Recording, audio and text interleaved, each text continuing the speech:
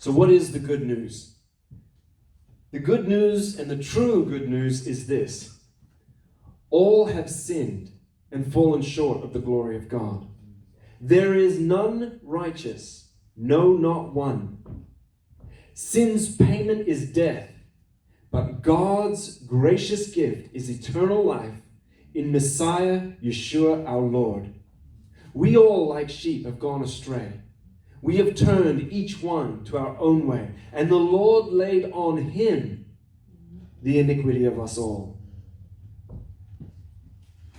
This Yeshua, the Messiah of Nazareth, is the stone rejected by the builders that has become the chief cornerstone. There is salvation in no one else, for there is no other name under heaven given to mankind by which we must be saved.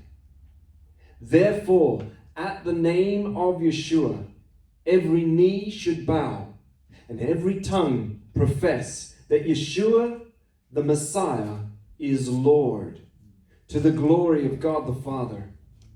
Or don't you know that the unrighteous will not inherit the kingdom of God? Do not be deceived. The sexually immoral, idolaters, adulterers, those who practice homosexuality, thieves, the greedy, drunkards, slanderers, swindlers, none of these will inherit the kingdom of God. And that is what some of you were.